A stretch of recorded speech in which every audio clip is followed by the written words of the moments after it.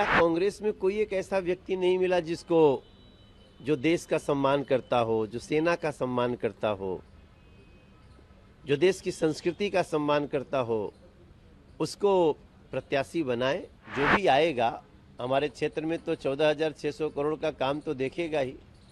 ये बात तो उनके ऊपर भी लागू होता है। बहुत सारे ऐसे लोग हैं जो कांग्रेस पार्टी में चुनाव हार गए थे और अभी जो है पलक पावरे बिछा करके जो है रेड कारपेट बिछा करके उनका भाजपा में स्वागत किया जा रहा है। हम यही कहते हैं कि आपकी बात में ना एक सच्चाई होनी चाहिए, एक ईमानदारी होना चाहिए। आप न्यायपूर्ण बात करें। आप ऐसी बात, प्रधानमंत्री हो या भाजपा के कोई भी नेता हो, आज उनके पास कोई एजेंडा नहीं है। वो ये बताने में सक्षम नहीं है कि 10 साल में उन्होंने देश के लिए क्या किया है, दिल्ली के लिए उन्होंने क्या किया है। सबसे पहले तो डॉक्टर बाबा साहब भीमराव अंबेडकर जी की जयंती के मौके पे मैं नागपुर में था, महाराष्ट्र में था, और उस वक्त खबर आई कि कांग्रेस पार्टी ने मुझे दिल्ली से प्रत्याशी बनाया है। तो मैं दिल्ली की जनता का आभार व्यक्त करना चाहता हूं, उनको कोटि कोटि धन्यवाद देना चाहता हूं।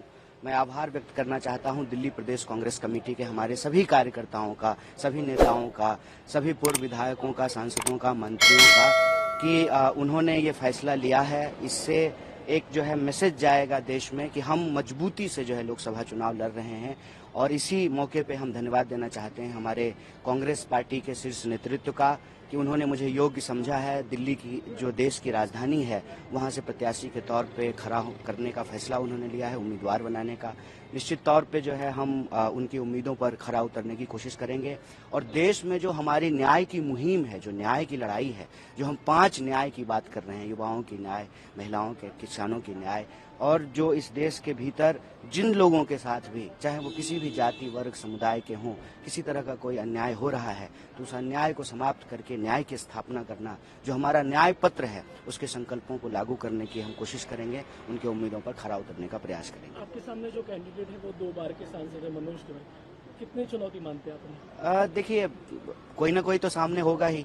जब चुनाव हो रहा है, इट्स लाइक कि जब कोई टूर्नामेंट होता है, कोई गेम होता है तो 2 टीम होती है, तो कोई ना कोई तो सामने होता ही। मेरे ख्याल से व्यक्ति महत्वपूर्ण नहीं होता है, विचार महत्वपूर्ण होता है, मुद्दा महत्वपूर्ण होता है। 10 साल से वो सांसद हैं तो वो बताएं नॉर्थ ईस्ट की जनता को, नॉर्थ ईस्ट दिल्ली की जनता को, कि 10 साल में उन्होंने क्या किया है। और जनता तय करेगी कि जो वो कह रहे हैं अगर वो सच है, उन्होंने जो काम किया है, तो उनको अपना समर्थन और आशीर्वाद देगी। मुझे लगता है कि दिल्ली में भाजपा जो है कोई काम नहीं करती है, सिर्फ और सिर्फ जो इंडिया ब्लॉक की पार्टियां हैं उनको परेशान करना, तंग करना। जैसा कि आप जानते हैं कि दिल्ली के चुने हुए मुख्यमंत्री को बिला वजह जो है जेल में डाल दिया गया है, कई मंत्रियों को जेल में डाल दिया गया है।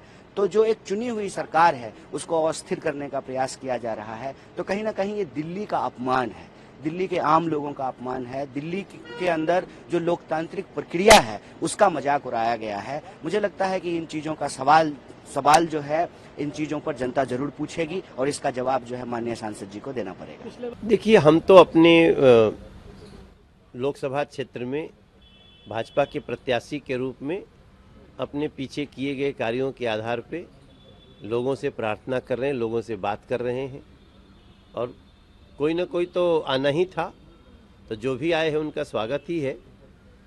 लेकिन कांग्रेस की सोच ये जरूर लोगों को अचंभित कर दी है कि क्या कांग्रेस में कोई एक ऐसा व्यक्ति नहीं मिला जिसको जो देश का सम्मान करता हो, जो सेना का सम्मान करता हो, जो देश की संस्कृति का सम्मान करता हो, उसको प्रत्याशी बनाए। तो मुझे लगता है कि दिल्ली की जनता कांग्रेस का और इसके गठबंधन का परिचय पा चुकी है। इनके शीर्ष नेतृत्व के बारे में पर्दाफाश हो चुका है, और बाकी जो भी आएगा हमारे क्षेत्र में तो 14,600 करोड़ का काम तो देखेगा ही। तो इसी बहाने उसको कैसे पहली बार मेट्रो आती है, कैसे पहली बार रेलवे स्टेशन बनता है, कैसे पहली बार एलिवेटेड रोड बनता है, कैसे पहली बार नदी पे पुल बनता है, ये सारा कुछ तो देखेगा ही।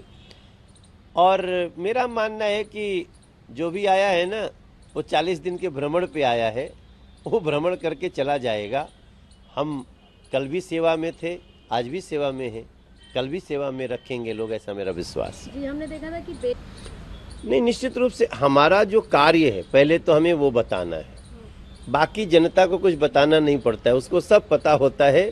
और मनोज तिवारी भी अपनी कोई बात छुपा नहीं सकता, और दूसरा भी कोई अपनी बात छुपा नहीं सकता। बात निकली है तो दूर तलक जाएगी। प्रधानमंत्री ने भी कहा कि टुकड़े टुकड़े गैंग की सुल्तान है कांग्रेस, इस साबित हो गया इस लिस्ट के बाद।